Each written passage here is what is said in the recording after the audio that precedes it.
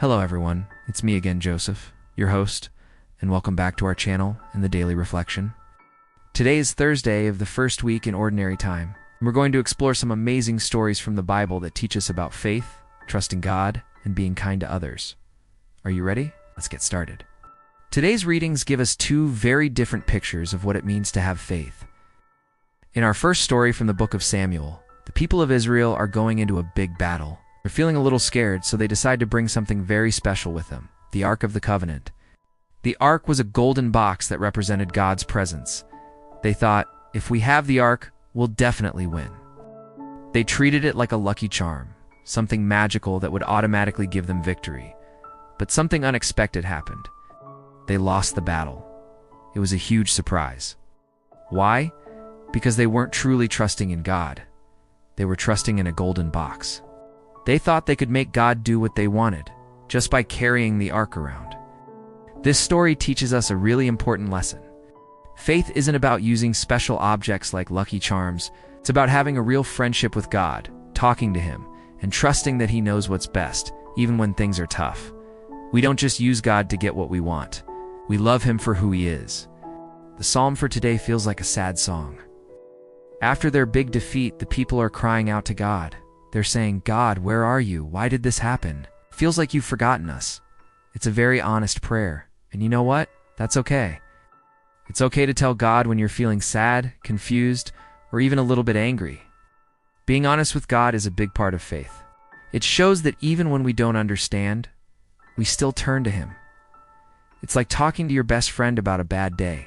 It keeps your friendship strong. Now, let's jump to our gospel story from Mark. This story shows us a totally different kind of faith. We meet a man who has a skin disease called leprosy. In those days, people with leprosy were considered unclean. They had to live all by themselves, away from their families and friends. Can you imagine how lonely that must have been? People were afraid to even get near them. But this man had heard about Jesus.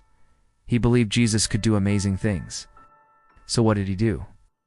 He bravely walked right up to Jesus. He got down on his knees and said something really beautiful and full of trust. He said, "If you will, you can make me clean." Think about that for a second. He didn't demand to be healed. He didn't say, "Jesus, you have to fix me right now." Instead, he said, "If you want to, I know you can." He trusted Jesus completely. He believed in Jesus' power, but he also respected Jesus' decision.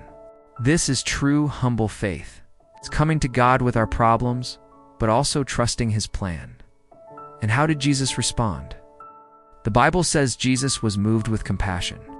He felt so much love and pity for this man. He saw his pain and his loneliness. And then Jesus did something shocking. He reached out and touched the man.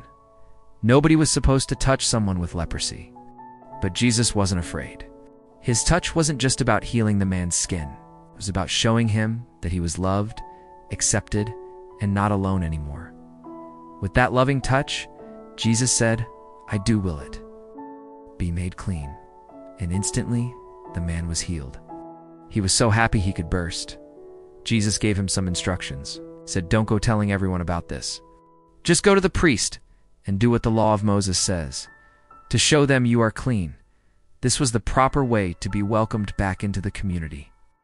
But the man was so overjoyed that he couldn't keep it a secret. He ran off and told everyone he met what Jesus had done for him. His excitement is understandable, but it actually made things a bit tricky for Jesus. So many people started crowding around Jesus that he couldn't easily walk into towns anymore. He had to stay out in quiet places. But even so, people kept coming from everywhere to find him. So what can we learn from all this today? First, we learn that true faith isn't about using God like a magic genie to get what we want. It's about building a real relationship with Him, trusting His plan, and loving Him no matter what.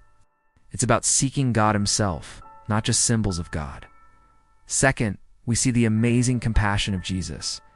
God is not distant or afraid of our problems. He is close to us, especially when we are hurting or feel left out. Jesus' touch shows us that God's love breaks through all barriers: fear, sickness, loneliness, you name it. He wants to bring us healing and hope. And third, we learn from the leper how to approach God. We can be bold and bring all our needs to Him, but we should do it with a humble heart, trusting in His will. We can say, just like the man, Lord, if you will, you can help me with this. That shows we trust His wisdom is even greater than our own. So today, let's think about our own faith. Do we treat God like a lucky charm, or do we talk to Him like our best friend? Do we remember to show compassion to others, especially those who might feel lonely or left out? And when we pray, do we come to God with a trusting and humble heart? Let's close with a prayer. Please join me. Lord Jesus, thank you for showing us what true faith looks like. Help us to trust you completely, not just when things are easy, but always. Fill our hearts with your compassion so that we can reach out to others with kindness and love, just like you did. Teach us to be humble and to always seek your will in our lives. Amen. Thanks for joining me today, everyone. Hope you have a wonderful Thursday. Remember to be a sign of God's love to everyone you meet. Don't forget to like, share, and subscribe for more daily reflections. Take care, everyone. Stay safe and healthy as usual. See you next time, and God bless you always.